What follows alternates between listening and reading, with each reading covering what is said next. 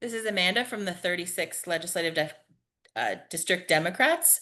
We are interviewing Vivian Song for Seattle School District, and I'll turn it over to you to do your introduction.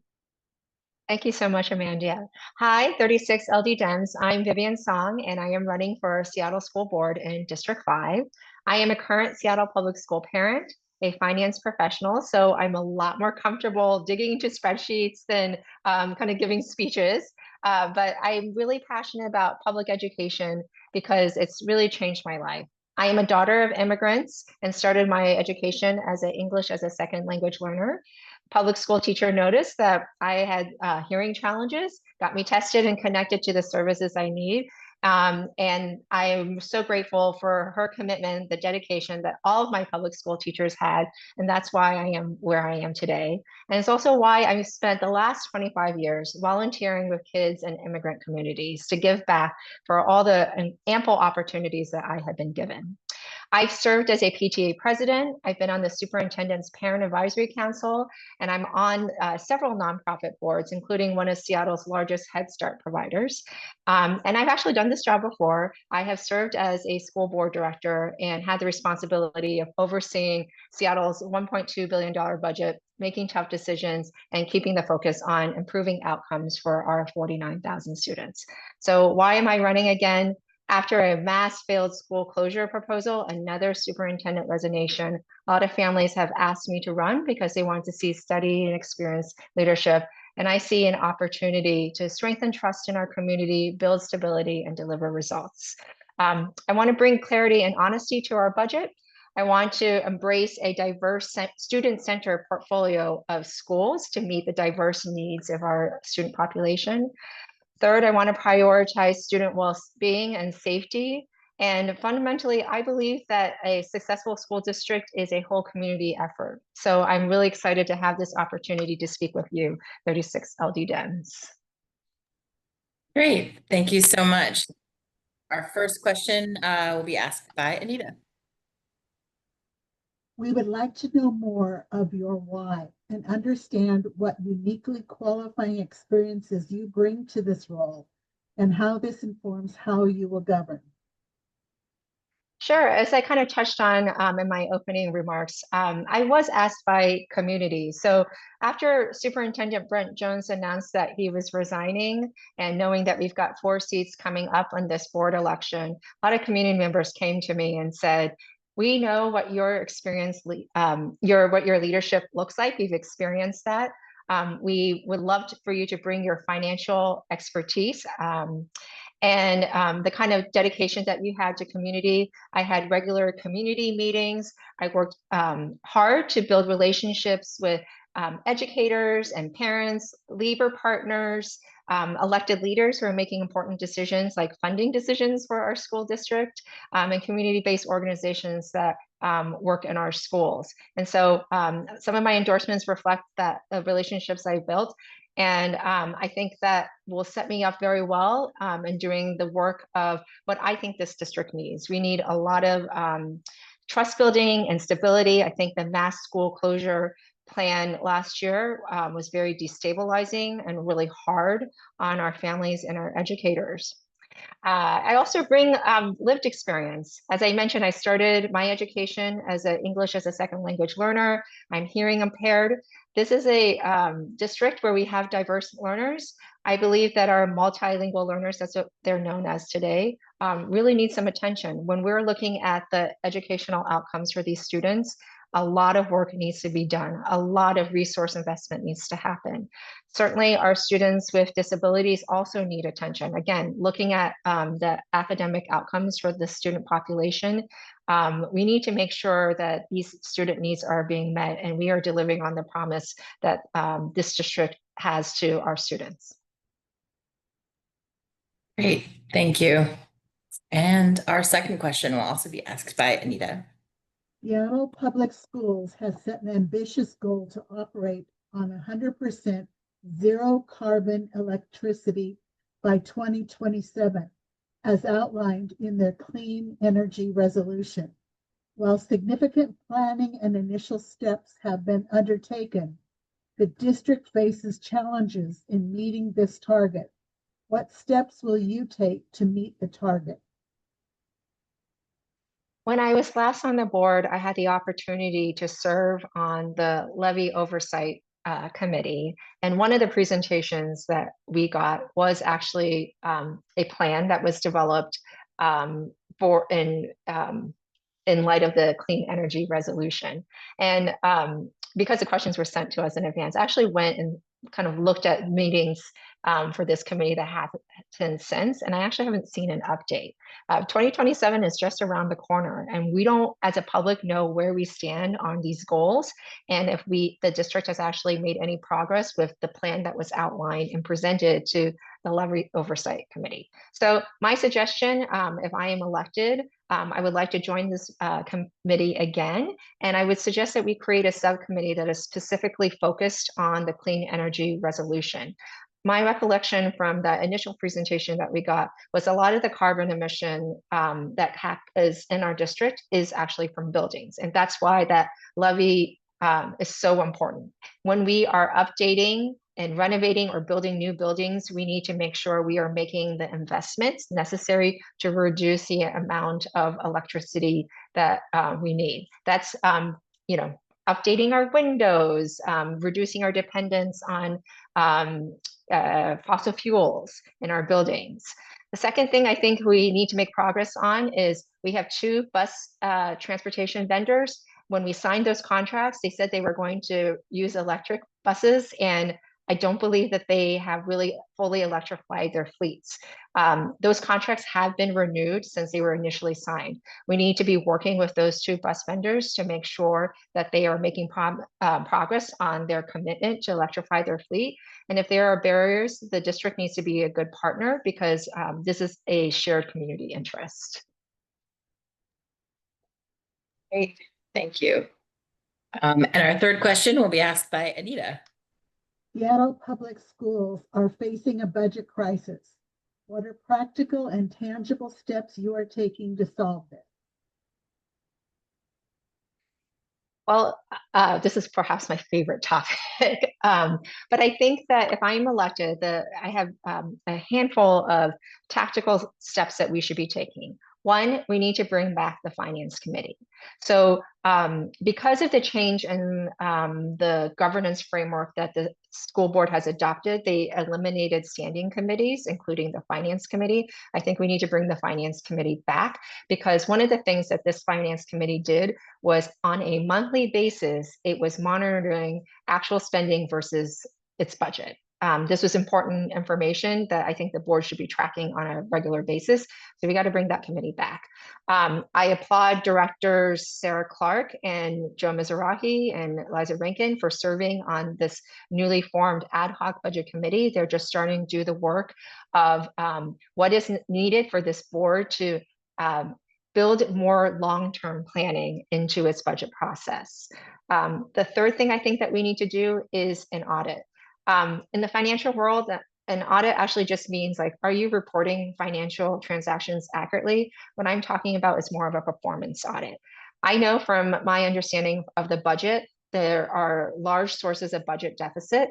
The largest sources are special education, bus transportation, and typically something like substitutes.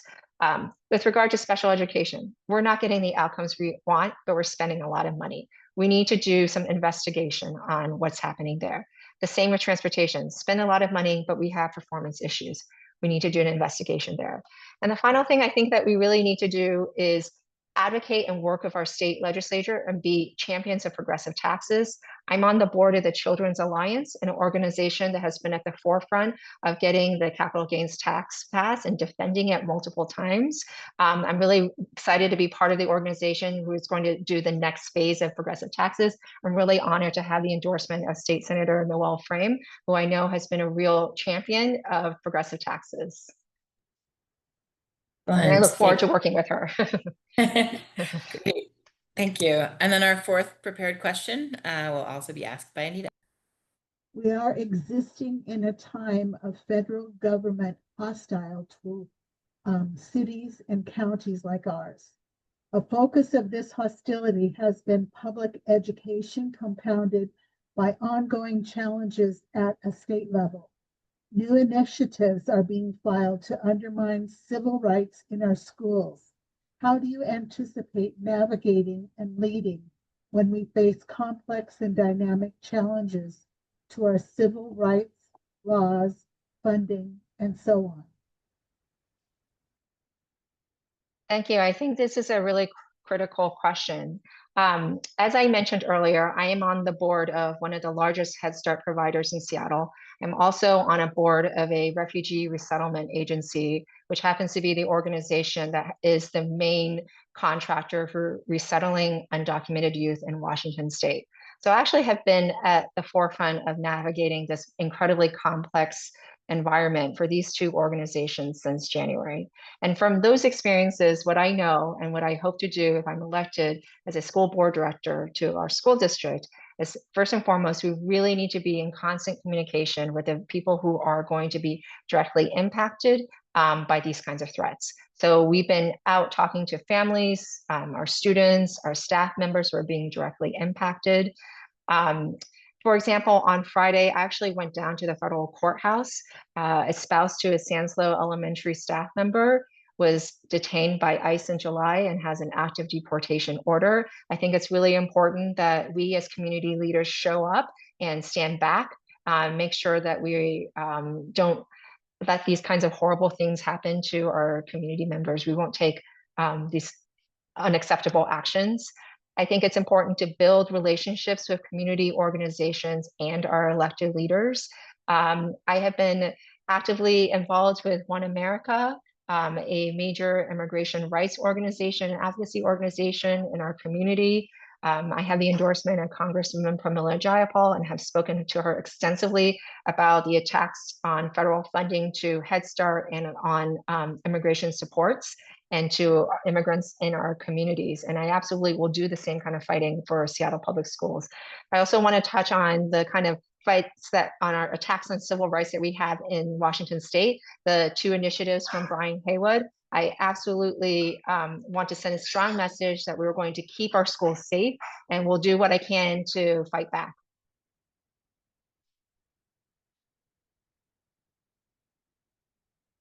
Oh, Amanda, you're muted. Yes, woohoo. Thank you. That concludes our prepared questions. So we'll move into kind of open Q&A. Anita, do you have a question? Do how soon do you feel it is important to notify parents of an event at school, like a gun being brought to school or a lockdown? I'm sorry, the question was a little bit muffled. Was the question about lockdowns? How soon do you think parents should be notified if there is a lockdown or a gun that came to school? In the world where our students have mobile devices or social media, the information exchange is happening real time and very fast.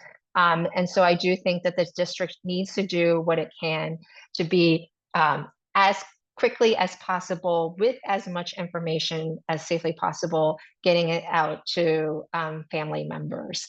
Trying to understand the extent of gun violence and the threat of gun violence in our community, actually did a public records request with the city of Seattle, the Seattle Police Department and Seattle Public Schools to see the number of lockdowns and shelter in place by school in the last couple of years. And I would say, as a parent, I was surprised I didn't know about some of these incidences. And I think communication should be a top priority. It means everybody is safer, and the district really needs to invest in the resources to make sure everybody has the information. Great, thank you. I have a question from one of our members who is not able to make it this evening. This is from Dana. I'm gonna go ahead and post it in the chat as well as I read it. In 2020, the school board enacted policy 4311, putting a moratorium on school resource officers, SROs, and promised alternatives to police in schools. Are you committed to upholding the moratorium on SROs and keeping the promise to invest in alternatives, such as restorative justice practices and violence interruption programs to keep students safe? I'll start by saying that I firmly believe there is no place for any guns for any reason inside school buildings. And I think that includes guns held by law enforcement. So I am committed to this. I have had the opportunity to interact with community passageways, Coach Dom. That's one of the organizations that is doing the incredible work of violence interruption in schools like Garfield and some of our middle schools. And frankly, those programs are very, very effective. That is really where the investment needs to be. Unfortunately, I was a school board director when we had the shooting at Ingram High School. But one of the things that came out of that was that students were able to effectively advocate to the city of Seattle and secure funding for mental health resources. Some of that funding has gone to support programming like restorative justice and violence interruption program. And I will use this position to defend that funding and sustain it and make sure that goes to these programs. Great, thank you.